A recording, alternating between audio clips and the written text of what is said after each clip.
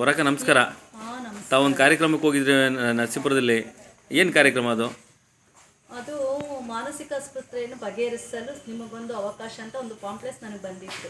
ನನ್ನನ್ನು ಕರೆದಿದ್ರು chief guest ಆಗಿ. ಚೀಫ್ ಗೆಸ್ಟ್ ಆಗಿ ಕರೆದಿದ್ರು. Association of people with disability ಅಥವಾ APD ಸಂಸ್ಥೆ ಒಂದು ಸ್ವಯಂ ಸೇವೆ ಸಂಸ್ಥೆಯಾಗಿದ್ದು ಅದು 1959 ಪ್ರಾರಂಭವಾಯಿತು. ಶಿಕ್ಷಣ ವೃತ್ತಿ, ತರಬೇತಿ, ಉದ್ಯೋಗ, ಅಂಗವಿಕಲರ ಸಂಘಟನೆ ಮತ್ತು ವಕಾಲತಿ ಸಂಪನ್ಮೂಲ ಕ್ರೋಢೀಕರಣ ಮತ್ತು ಸಾಂಸ್ಥಿಕ ಅಭಿವೃದ್ಧಿ ಈ ಎಲ್ಲಾ ಕಾರ್ಯಕ್ರಮಗಳ ಮೂಲಕ ಸಂಸ್ಥೆ ಪ್ರಸ್ತುತ ವಾಸ್ತವಿಕ ಮತ್ತೆ ಅಂಗವಿಕಲರೊಡನೆ ನೇರವಾಗಿ ಬೆಂಗಳೂರು ನಗರ, ದಾವಣಗೆರೆ, ವಿಜಯಪುರ, ಚಿತ್ರದುರ್ಗ, ಯಾದಗಿರಿ, ಬೆಳಗಾವಿ, ಕಲಬುರಗಿ ಮತ್ತು ಮೈಸೂರು ವಿಭಾಗಗಳು ಸೇರಿ 15 ಜಿಲ್ಲೆಗಳಲ್ಲಿ ಕಾರ್ಯನಿರ್ವಹಿಸುವುದರ ಜೊತೆಗೆ ರಾಜ್ಯದ ಇನ್ನಿತರ ಸಂಘ ಸಂಸ್ಥೆಗಳು ಕೈ ಜೋಡಿಸಿ ಕಾರ್ಯನಿರ್ವಹಿಸುತ್ತದೆ.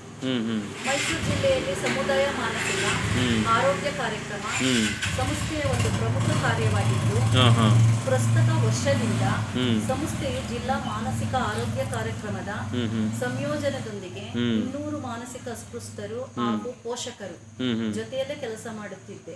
ಸಮಯದಲ್ಲಿ ಮಾನಸಿಕ ಅಸ್ವಸ್ಥರನ್ನು ಗುರುತಿಸಿ ಚಿಕಿತ್ಸೆ ನೀಡಿ ಸಮಾಜದ ಮುಖ್ಯವಾಹಿನಿಗೆ ತರುವುದು ಮತ್ತು ಕಳಂಕವನ್ನು ತೊಡೆದಾಕುವುದು ಸಮುದಾಯ ಮಾನಸಿಕ ಆರೋಗ್ಯ ಕಾರ್ಯಕ್ರಮದ ಉದ್ದೇಶವಾಗಿದ್ದು, ಮಾನಸಿಕ ಅಸ್ವಸ್ಥರನ್ನು ಪ್ರಾರಂಭದ ಹಂತದಲ್ಲೇ ಗುರುತಿಸಿ ಚಿಕಿತ್ಸೆಯ ಜೊತೆಗೆ ಆಪ್ತ ಸಮಾಲೋಚನೆ ನೀಡಿ ಗುಣಮುಖರಾಗಿ ಉದ್ಯೋಗದಲ್ಲಿ ತೊಡಗಲು ಪ್ರೇರೇಪಿಸಬೇಕು.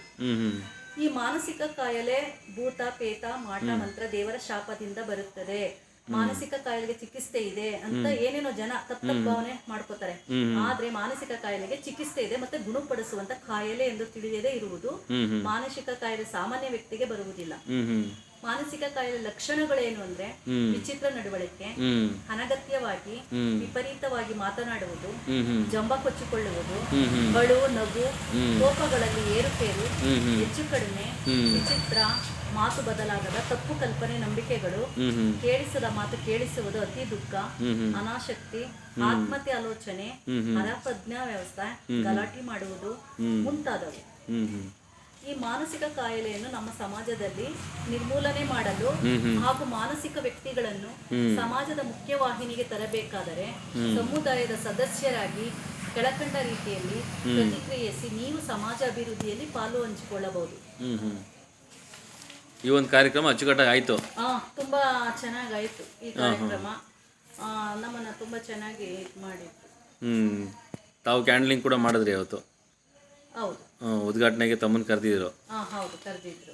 ಯಾರು ಬಂದಿದ್ರಕ್ಕ ಅವತ್ತು? ಅವತ್ತು ಅವರ ಒಂದು ಡಾಕ್ಟರ್ಗಳು ಬಂದಿದ್ರು. ಅವರ ಹೆಸರನ್ನ ನಾನು ಗಮನಿಸಿಲ್ಲ. ಒಟ್ನಲ್ಲಿ ಚೆನ್ನಾಗಿ ಕಾರ್ಯಕ್ರಮ ಆಯ್ತು ಬಿಡಿ. ಅಲ್ಲ, ತಾಲೂಕು ಮಟ್ಟದ ಕಾರ್ಯಕ್ರಮ ಇದು, ಜಿಲ್ಲಾ ಮಟ್ಟದ ಕಾರ್ಯಕ್ರಮ ಇದು. ಆದರೆ ತಾಲೂಕು ಮಟ್ಟದಲ್ಲಿ ಮಾಡಿದ್ದಾರೆ ಅಂದ್ರೆ ನಮ್ಮ ಬಂಧುಗಳು ಕೂಡ ಒಂದು ಮಾಡಿಸ್ಬೇಕು ನೀವು.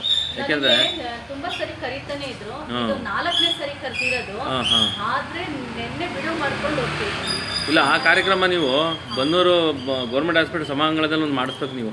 ಯಾಕೆ ನೀವು ವನಿತಾ ಮಹಿಳಾ ಸಮಾಜದಿಂದ ಇದು ಮಹಿಳೆಯರಿಗೆ ಅನುಕೂಲ ಆಗುತ್ತೆ.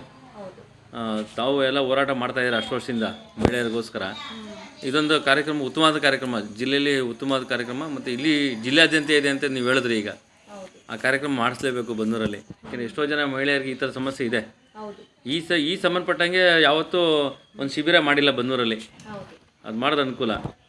ಅವರು ಮತ್ತು ಆ ಸಂಸ್ಥೆ ಮುಖ್ಯಸ್ಥರು ಯಾರಿದ್ದಾರೆ ನೋಡಿ, ಅವ್ರ ಹೆಸರು ಏನು ಬರುತ್ತೆ?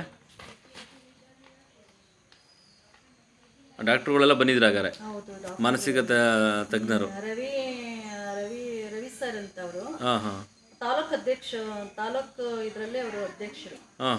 ಡಾಕ್ಟರ್ ರವಿ ಅವರು ತಾಲೂಕು ಹಾಸ್ಪಿಟ್ಲು ನರಸೀಪುರ ಅವರೆಲ್ಲ ಕೂಡ ಬಂದಿದ್ರು. ಈ ಥರದ್ದೆಲ್ಲ ಏನು ಅಂದರೆ ಮುಖ್ಯವಾಗಿ ಈಗ ಸಮಾಜಮುಖಿ ಕೆಲಸ ಮಾಡೋರಿಗೆ ಮುಖ್ಯ ಅವಶ್ಯಕತೆ ಇದೆ ಅಲ್ವಾಗ ಇದು, ಅಲ್ವೇ? ಈಗ ತಾವು ಎಷ್ಟೋ ಜನ ಹೆಣ್ಮಕ್ಳಿಗೆ ಅವರೊಂದು ತಮ್ಮನ್ನು ನಂಬಿ ಬಂದಂಥವ್ರಿಗೆ ಪರಿಹಾರಗಳು ಕೊಡಿಸುವಂಥದ್ದು. ಆಮೇಲೆ ನೀವು ಹೇಳ್ದಂಗೆ ಅದು ಗೊತ್ತೇ ಇರಲ್ಲ. ಈಗ ನಮಗೆ ಗೊತ್ತಿಲ್ಲ ಇಷ್ಟೆಲ್ಲ ಮಾನಸಿಕ ತೊಂದರೆಗಳಿರುತ್ತೆ ಹೆಣ್ಮಕ್ಳಿಗೆ ಅನ್ನೋದು. ತಾವೇನೋ ಹೇಳಿ ನಾನು ಮಾತಾಡಿ ದೀಪ ಹಚ್ಚುತ್ತಿದ್ರೆ ಅವಾಗಲೇ ಒಂದು ಹೆಣ್ಮಕ್ಳು ನನಗೆ ನೀರು ಬೇಕು ಅಂತ ತುಂಬಾ ಗಲಾಟೆನೇ ಮಾಡ್ತಿದ್ರು. ಅವರಿಗೆ ಒಂದು 28 ವರ್ಷ. ಆಗ ನಿಮ್ಗೆ ಏನ್ ಬೇಕು ಅಂತ ನಾನು ಕೇಳಿದಾಗ ನಂಗೆ ಕುಡಿಲಿಕ್ಕೆ ನೀರು ಬೇಕು ಅಲ್ಲಿ ಆ ಕಾರ್ಯಕ್ರಮದಲ್ಲಿ. ಆಮೇಲೆ ನೀರು ಕೊಟ್ಟೆ. ಆಮೇಲೆ ನಾನು ಅಲ್ಲಿ ಉದ್ದೇಶಿಸಿ ಏನು ಮಾತಾಡಿದೆ ಅಂದ್ರೆ, ಇವರು ಮಾಟ ಕೂಟ ಅನ್ಬಿಟ್ಟು ಮುಡಿನ ಬಳೆ ಹಾಕೊಂಡ್ಬರೋದು, ಅಂತ್ರ ಹಾಕೊಂಡ್ಬರೋದು, ಅದನ್ನೆಲ್ಲ ಮಾಡ್ತಾರೆ. ದಯವಿಟ್ಟು ಕೈ ಮುಗಿತೀನಿ, ಯಾರು ಅದಕ್ಕೆ ಹೋಗ್ಬಾರ್ದು. ಸುಮ್ಮನೆ ದುಡ್ಡು ವೇಸ್ಟ್. ಫಸ್ಟ್ ಮೊದಲನೇ ಪ್ರೀತಿಸ್ರಿ ಅವ್ರು. ಹೌದೌದು. ಡಾಕ್ಟರ್ಗಿಂತ ಮನೆಯವ್ರು ನೋಡ್ಕೊಳ್ಳೋದು ಟ್ರೀಟ್ಮೆಂಟ್ ತುಂಬಾ ಚೆನ್ನಾಗಿರುತ್ತೆ. ನಾವು ಪ್ರೀತಿಸ್ಬೇಕು, ನಾವು ಬಹಳ ಹೌದೌದು ಗೌರವ ಏನ್ ಕಾಣ್ಬೇಕು, ಅವ್ರಿಗೆ ಏನ್ ಬೇಕು ಹೆಣ್ಮಕ್ಳು ಗೌರವ ಏನ್ ಕಾಣ್ಬೇಕು, ಒದಗಿಸ್ಕೊಡ್ಬೇಕು. ಮತ್ತೆ ಗೌರವ ಸಿಕ್ಕುತ್ತೆ ಎಲ್ಲ ಮನೇಲಿ. ಅಂದ್ರೆ ನಾವು ಅವ್ರಿಗೆ ಟೈಮ್ ಕೊಡ್ಬೇಕು. ಟೈಮ್ ಕೊಡದೆ ಇರೋದ್ರಿಂದ ಅಯ್ಯೋ ಇದು 19 ಕಾಲ ಇದ್ದೇ ಇರುತ್ತೆ ಅಂದ್ಬಿಟ್ಟು ಒಂದ್ ಮಾತ್ರೆ ಹಾಕ್ಬಿಡೋದು, ಬಿಟ್ಬಿಡೋದು, ಒಂದೊಂದ್ಸರಿ ಕೊಡೋದೇ ಇರೋದು, ಅದೆಲ್ಲ ತಪ್ಪಾಗುತ್ತೆ. ಖಂಡಿತ ಒಂದ್ ದೇವಸ್ಥಾನಗಳಿಗೆ ಹೋಗ್ಬೇಕು, ಇವ್ರನ್ನೇ ಕರ್ಕೊಂಡು ದೇವಸ್ಥಾನಕ್ಕೆ ಹೋಗ್ತಾರೆ. ದೇವಸ್ಥಾನಕ್ಕೆ ಏನಕ್ಕೆ ಹೋಗ್ತಾರೆ? ಡಾಕ್ಟರ್ ಹತ್ರ ಬರ್ಬೇಕು, ಇವ್ರು ದೇವಸ್ಥಾನಕ್ಕೆ ಬೇರೆ ಹೋಗ್ತಾರೆ. ಅಲ್ಲಿ ಸುಮ್ಮನೆ ದುಡ್ಡು ಖರ್ಚು. ಹಾಗಾಗಿ ಮಾನಸಿಕವಾಗಿ ಅವ್ರಿಗೆ ಒಂದು ಪ್ರೀತಿ ವಿಶ್ವಾಸ ನೋಡ್ಕೊಬೇಕು ನಾವು. ಹೌದು. ಮತ್ತೆ ಅದು ಅವರ ಮೆಡಿಸಿನ್ ಕೊಡ್ಬೇಕು. ಬಹಳ ಆರೈಕೆ ಇದೆ ಮನೆಯವರು. ಅದಕ್ಕೆ ಸರ್ಕಾರ ಇವಾಗ ಏನ್ ಗಮನಿಸಿದೆ ಅಂದ್ರೆ, ಬುದ್ಧಿಮಾಂದ್ಯದವರಿಗೆ ಮತ್ತೆ ಮಾನಸಿಕ ಇದವರಿಗೆ ಅವ್ರನ್ನ ನೋಡ್ಕೊಂಡು ಸಿಗ್ತಿದೆ ಅಂತ 1,100 ರೂಪಾಯಿ. ಹೌದು. ಈ ತರ ಮಾನಸಿಕ ಅಸ್ವಸ್ಥರು ಇರುವಂತವ್ರಿಗೆ ಸಂಬಂಧಪಟ್ಟಂತ ಗ್ರಾಮ ಪಂಚಾಯತಿ ತಾಲೂಕಲ್ಲಿ ಎಲ್ಲರಿಗೂ ಸಿಕ್ಕುತ್ತೆ. ಆದ್ರೆ ಅದನ್ನ ತಗೋತಾ ಇಲ್ಲ. ಆಮೇಲೆ ಗೊತ್ತಿಲ್ಲ ಅವ್ರಿಗೆ ಮಾಹಿತಿ ಗೊತ್ತಿಲ್ಲ. ಆಮೇಲೆ ಇನ್ನೊಂದು, ಒಬ್ಬ ಹುಷಾರಿಲ್ಲದವನಿಗೆ ನಮ್ಮ ಒಂದು ಮಾತು ಹೇಳಿದ್ರೆ ಏನು ಅಂದರೆ, ಏನು ಪಟ್ಟಣ ಪಂಚಾಯತ್ ವ್ಯಾಪ್ತಿಯಲ್ಲಿ ಯಾರೆಲ್ಲ ಬುದ್ಧಿಮಾಂದ್ಯರು ಇರ್ಬೋದು ಅಥವಾ ಮಾನಸಿಕ ಅಸ್ವಸ್ಥರು, ಮಾನಸಿಕವಾಗಿ ಅಸ್ವಸ್ಥರಾಗಿರೋಂಥವ್ರು, ಅಂಗವಿಕಲರು, ಅವ್ರನ್ನ ನೋಡ್ಕೊಳ್ಳೋದೇ ಇರೋ ಸ್ಥಿತಿ ಇದ್ದಾಗ ಅವ್ರ ಮನೆಗಳಲ್ಲಿ ಅವ್ರನ್ನ ಯಾರು ಗುರುತಿಸಿ ನೋಡ್ಕೋತಾರೆ ಅವ್ರಿಗೆ 1,100,000 ರೂಪಾಯಿ ಸರ್ಕಾರ ಬರುತ್ತೆ. ಅದು ಬಂದಿದ್ದ ಇವ್ರು ಗಮನಕ್ಕೆ ತಂದಿಲ್ಲ. ಮತ್ತೆ ಪುರಸಭೆ ವ್ಯಾಪ್ತಿಯಲ್ಲಿ ಬರುತ್ತೆ. ವರ್ಷಕ್ಕೆ ಇಷ್ಟು ಅಂತ ಮಾನಸಿಕ ಅಸ್ವಸ್ಥರು ಅಲ್ವೇ, ಈಗ ಅವ್ರಿಗೆ ಬುದ್ಧಿಮಾಂದ್ಯದವ್ರಿಗೆ ಬರುತ್ತೆ. ಗಾಡಿಯನ್ನು ಕೊಡ್ಬೇಕು, ಅವರು ಕೊಡ್ತಾ ಇದಾರೆ ಅನ್ನೋದು ಪ್ರಶ್ನೆ. ಇಲ್ಲ, ಕೊಟ್ಟಿಲ್ಲ, ಅದು ಬರ್ತಾ ಇಲ್ಲ. ಅದು ಒಂದು ಸಾರ್ವಜನಿಕ ಗೊತ್ತಾಗ್ಲಿ ನಿಮ್ಮ ಮೂಲಕನಾರು, ವರಲಕ್ಷ್ಮಿ ಅವ್ರ ಮೂಲಕ ಇವತ್ತು ಬಂದೂರಿನಲ್ಲಿ ಈ ತರ ಸಮಸ್ಯೆಗಳಿಗೆ ಈ ತರ ಪರಿಹಾರ ಇದೆ ಅನ್ನೋದು ಇವತ್ತು ಗೊತ್ತಾಗ್ತಾ ಇದೆ. ಆಮೇಲೆ ವರ್ಷಕ್ಕೆ ನಮ್ಗೆ ಇವರಿಗೆ ನಮ್ಮ ಪುರಸಭೆಯವರಿಗೆ ಬಂದಾಗ ಅವ್ರು ಎಷ್ಟು ಜನಕ್ಕೆ ಕೊಟ್ಟಿರ್ಬೋದು, ಅದನ್ನ ಕೊಟ್ಟೇ ಇಲ್ಲ, ಗಮನಕ್ಕೆ ಬಂದೇ ಇಲ್ಲ. ಅದನ್ನ ಒಂದ್ಸರಿ ನಾನು ಒಂದು ನಿರಾಶ್ರಿತ ತಂಗುದಾಣ ಅಂತ ಮಾಡಿದರೆ, ಅಂದರೆ ಉದಾಹರಣೆಗೆ ನಾವು ಬೆಂಗಳೂರು ಕಡೆ ಹೋದಾಗ ಅಲ್ಲೂ ಕೂಡ ಇರುತ್ತೆ, ಎಷ್ಟೋ ಜನ ಗೊತ್ತಿರಲ್ಲ. ಈಗ ಹೊರಗಡೆಯಿಂದ ಬಂದಿರ್ತಾರೆ ಕೂಲಿ ಕಾರ್ಮಿಕರು, ಅವರು ಕೂಡ ಗೊತ್ತಿರಲ್ಲ. ನಿರಾಶ್ರಿತ ತಂಗುದಾಣಗಳಲ್ಲಿ ಉಳ್ಕೋಂಥ ಕೆಲಸ ಆಗಬೇಕು, ಆಯ್ತಾ? ಅಲ್ಲಿ ಎಷ್ಟು ಜನ ಇದ್ರು ಏನು ಲೆಕ್ಕನೇ ಇಲ್ಲ.